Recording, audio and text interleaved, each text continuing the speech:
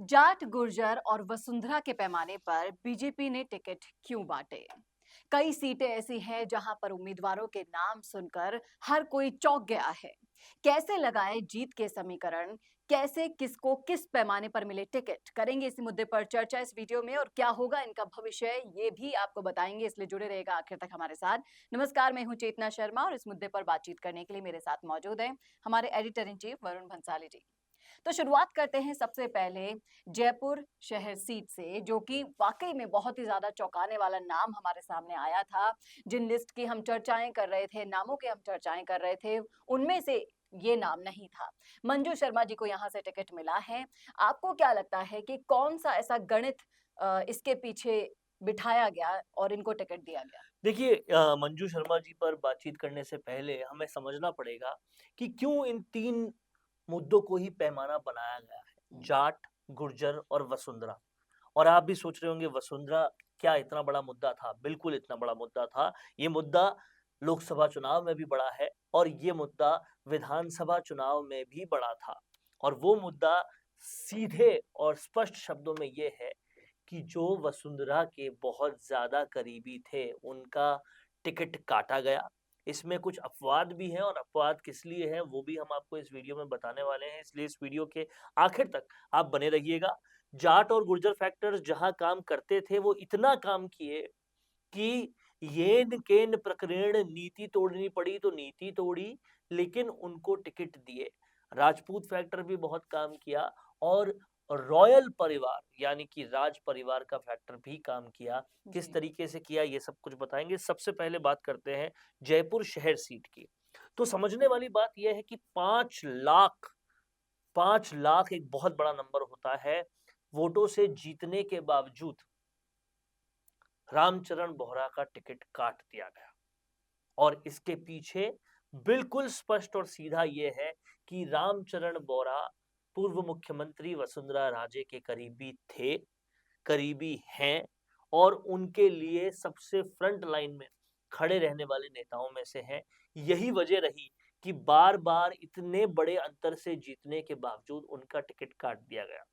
दूसरी सबसे स्पष्ट वजह यह है कि प्रधानमंत्री मोदी इस चीज की शुरू से पैरवी करते रहे कि जयपुर शहर से उन्हें महिला को टिकट देना है, क्योंकि उन्होंने सदन में खड़े होकर यह वादा किया था कि 30% महिलाओं को टिकट मिलेगा।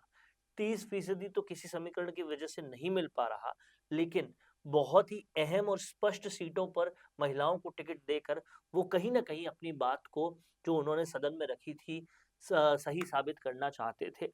इसलिए उन्होंने महिला को टिकट देना था, ये नक्की किया। अब उन महिलाओं में 2 महिलाओं का सबसे स्पष्ट तौर पे नाम था जी। और वो 2 महिलाएँ थी मंजू शर्मा और राखी राठौड़।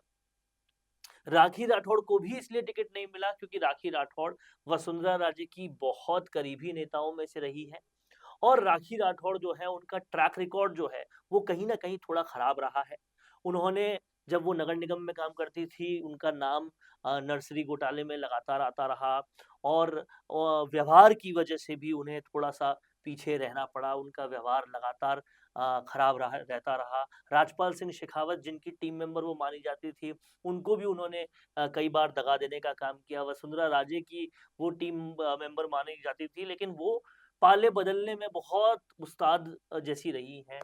ये कई कारण थे कि उनका नाम जो है वो हटाया गया और कहीं न कहीं ब्राह्मण चेहरा इस सीट पर हमेशा हावी रहता है जी। और ये भी कारण था कि मंजू शर्मा को टिकट मिला। जी, बाहुल्य अगर हम देखें यहाँ पर कास्ट वाइज़ देखें तो ब्राह्मण बाहुल्य सीट ही मानी जाती हैं।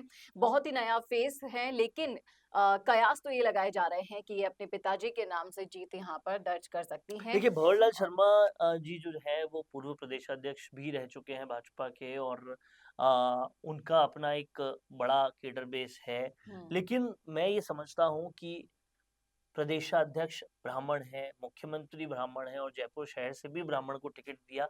ये कहीं न कहीं जयपुर के जो दूसरे समाज के लोग हैं, हुँ। उन पर एक इम्पैक्ट डाल सकता है। हालाँकि मुझे लगता है कि भाजपा कोर्स करेक्शन इसका करेगी कहीं न कहीं भाजपा प्रदेशाध्यक्ष बदल कर क्योंकि सीपी जोशी को भी चित्तौड़गढ़ से टिकट मिला है और चित्तौड़गढ़ से अगर वो जीत जाते हैं तो संभवतः वो मंत्री बन सकते हैं केंद्र में, और फिर उनको केंद्र में मंत्री बनाकर यहाँ प्रदेशाध्यक्ष की पोस्ट पर किसी जाट नेता को लाना संभव हो सकता है। जी। बढ़ते हैं अगली सीट की तरफ, बात करते हैं जयपुर ग्रामीण की। तो वहाँ से राव राजेंद्र सिंह को टिकट मिला है। ये सीट की अगर हम चर्चा करते हैं तो यहाँ पर राजपूत टिकट ही दिया जाता है हमेशा। तो क्या यही समीकरण रहे हैं इस देखिए, जगह? इसमें बहुत स्पष्ट चीज़ है कि राव राजेंद्र सिंह डिप्टी स्पीकर भी रह चुके हैं, 2 बार विधायक भी रह चुके हैं, 2 बार हार भी चुके हैं। तो हारने वाले विधायक को क्यों टिकट दिया गया, ये एक सवाल बनता है। लेकिन समझने वाली बात ये है कि जैसा आपने कहा, यहाँ से राजपूत बाहुल्य टिकट ही दिया जाता है। पहले राज्यवर्धन राठौड़ यहाँ से जीते थे, और अब ये टिकट राव राजेंद्र सिंह को दिया गया है। लेकिन जैसा कि मैंने वीडियो की शुरुआत में बताया था कि रॉयल फैमिली को हुँ, तवज्जो दी जा रही है, जी। और ये राव राजेंद्र सिंह जो हैं वो रॉयल फैमिली से ताल्लुकात रखते हैं। और दूसरा बड़ा वजह इनको टिकट देने की ये रही कि इनकी पैरवी मुख्यमंत्री भजनलाल शर्मा ने भी की, और प्रदेशाध्यक्ष सीपी जोशी ने भी की, हुँ, और कहीं न कहीं राजपूतों में बड़ा नाम है, और पूर्व रॉयल फैमिली से होने की वजह से शाहपुरा और आसपास का इलाका इन्हें बहुत सम्मान से मानता है, देखता है। ये सब बड़ी वजह रही कि राव राजेंद्र सिंह को टिकट मिला है। जी। बात करते हैं अजमेर सीट की, जहाँ पर भागीरथ चौधरी को टिकट मिला है। और वहाँ के अगर समीकरण देखें, जातिगत समीकरण, तो जाट बाहुल्य क्षेत्र माना जाता है। और बीजेपी में अभी कोई जाट बड़ा फेस है नहीं। और भागीरथ चौधरी की अगर हम बात करें तो वहाँ ग्राउंड लेवल पर उनकी पकड़ अच्छी है, इसीलिए उनको तवज्जो दी गई देखिए, है। प्रदेश किसान मोर्चा के अध्यक्ष रहे हैं भागीरथ चौधरी, और भाजपा को यहाँ जाट फेस तो लाना ही था, क्योंकि हुँ, जाटों को तवज्जो देनी ही थी, और भागीरथ चौधरी यहाँ पर टिकट भी जीत चुके हैं पहले, और हालांकि किशनगढ़ से हार भी चुके हैं। हुँ, लेकिन कहीं न कहीं किसान आंदोलनों में जो बीजेपी की हालत रही, बीजेपी को एक कोर्स करेक्शन करना है किसान नेताओं को आगे लाकर, हुँ, इसीलिए भी भागीरथ चौधरी को टिकट दिया गया। और किसानों में पकड़ भी है, जाट भी है, ये सारे फैक्टर्स को ध्यान में रखकर भागीरथ चौधरी को यहाँ पर टिकट दिया गया। और मुझे लगता है कि जाटों को सम्मान देना, जाटों को तवज्जो देना बेहद ज़रूरी है भी। और हुँ। भागीरथ चौधरी अजमेर से एक बड़ा नाम है, क्योंकि वो विधायक भी रह चुके हैं, भाजपा किसान मोर्चे के अध्यक्ष भी रह चुके हैं, और अध्यक्ष रहते हुए उन्होंने काम जो किया था, वो भी काफ़ी सराहनीय था। जी। लेकिन इन सब टिकट वितरण के बाद जो सवाल खड़ा हुआ है वो ये है कि हारे हुए लोगों को टिकट देकर बीजेपी ने क्यों दाँव खेला है? जिस तरह से हम झुंझुनू सीट की बात करते हैं, तो वहाँ पर शुभकरण चौधरी को टिकट मिला है, जो पिछले 2 बार से चुनाव हारे हुए हैं। ऐसी क्या मजबूरी रही है कि ऐसा तो नहीं है कि बीजेपी का जितना संगठन बड़ा है तो वहाँ पर टिकट के उम्मीदवार भी उससे ही ज़्यादा थे, लंबी लाइनें लगी हुई थी। लेकिन हारे हुए लोगों को टिकट देना किस तरह से समीकरण बनाता है? देखिए, सबसे पहले कि कांग्रेस ने वहाँ किसको टिकट दिया, ये समझना पड़ेगा। हुँ, कांग्रेस ने टिकट दिया शीशराम ओला के पुत्र बृजेंद्र ओला को। बृजेंद्र ओला सचिन पायलट खेमे से आते हैं, और सचिन पायलट उनकी कहीं न कहीं पैरवी करने पहुँचेंगे भी। हुँ, ऐसे में जाट का वोट जाट काट सकता है। पहली थ्योरी तो ये रही, जी। जिसकी वजह से इन्हें टिकट मिला। दूसरा कारण मुझे लगता है शुभकरण चौधरी को टिकट देने का ये रहा है कि भले ही वो 2 बार हारे हों, लेकिन वो जीते भी हैं इस सीट पर। जी, और अब ये समीकरण देखा गया है कि एक तो जाट को सम्मान भी मिलेगा, जाट जाट के वोट को काटेगा भी, और दूसरा, प्रधानमंत्री मोदी के नाम के साथ जब शुभकरण चौधरी का नाम लगेगा, तो झुंझुनू से जीत होना भी संभव है, क्योंकि वहाँ सैन्य फैक्टर्स काफ़ी काम करते हैं। सेना हुँ, को जिस तरह से केंद्र सरकार ने तवज्जो दी है, उस मुद्दे को आगे लाया जाएगा, और फिर जिताने का प्रयास किया जाएगा। जी। ये मुझे लगता है कि समीकरण बैठेगा यहाँ जी। पर। अगली सीट बहुत ही चर्चित सीट रही थी टोंक सवाई माधोपुर से। और टोंक सवाई माधोपुर से जैसा कि कांग्रेस ने हरीश मीणा को उतारा मैदान में, तो वहाँ से बहुत नामों पर चर्चा तो चल रही थी। डॉक्टर अलका गुर्जर थी, सुनीता बैंसला थी, लेकिन कहीं न कहीं ये हरीश मीणा के कंपैरिज़न में इतनी कद्दावर नेता नहीं थी। तब जाकर सुखबीर सिंह जौनपुरिया को ही टिकट देना बीजेपी ने देखिए, उचित भाजपा समझा। यहाँ किसी भी किस्म का कोई रिस्क नहीं लेना चाहती थी। हुँ, सुखबीर सिंह जौनपुरिया पहले भी जीत चुके हैं। गुर्जरों को वैसे भी कम तवज्जो दी है विधानसभा में, तो वो तवज्जो भी रिप्लेस करनी थी, देनी थी। और दूसरी बात, अ, कहीं आज भी इस इलाके में पायलट के साथ जो कुछ हुआ है, उसको लेकर गुर्जरों में नाराज़गी है। और इसलिए वो नाराजगी भाजपा के लिए सही साबित होगी।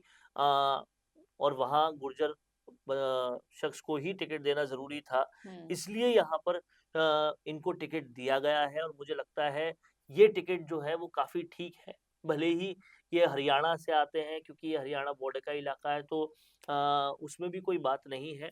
और दूसरी बात, गुर्जर होने का इम्पैक्ट जो है वो मिलेगा इस सीट जी पर। बिल्कुल। किस तरह से समीकरण साधे हैं बीजेपी ने, ये तो बीजेपी की टॉप लीडरशिप ही जाने, लेकिन ये जो सवाल है जो ग्राउंड लेवल पर उतर कर सामने आए हैं, हम उम्मीद करते हैं कि इन सवालों का जवाब आपको ज़रूर मिला होगा। अब कौन जीत को सुनिश्चित करेगा और कौन नहीं करेगा, ये तो जनता का फैसला होगा और बहुत ही जल्दी ये फैसला भी आपके सामने होगा। लेकिन अगर आपने ये देखा है पूरा वीडियो और आते हैं इन्हीं लोकसभा क्षेत्रों से, तो आप भी बताइएगा ज़रूर कि आपके दिमाग में इनमें से कौन-सा नाम चल रहा है, किसकी होगी जीत, किसकी होगी हार? बताइएगा कमेंट बॉक्स में अपनी राय लिखकर। कैसा लगा वीडियो ये भी ज़रूर बताइएगा और ऐसे ही और वीडियोज़ के लिए देखते रहिए राजस्थान संवाद। नमस्कार। कोरोना सोल्टेक क्वालिटी, डेडिकेशन और कस्टमर सेटिस्फेक्शन को प्रायोरिटी पर रखते हुए हर इंडस्ट्री की इलेक्ट्रिसिटी में कॉस्ट सेविंग कराने और उन्हें रिन्यूएबल एनर्जी की ताकत देने के लिए लगातार काम कर रहा है। क्योंकि कोरोना सोल्टेक में हमारा मानना है कि देश के रिसोर्सेज को सस्टेनेबल बनाने के लिए जरूरी है कि हम सबका उसमें बड़ा कंट्रीब्यूशन हो।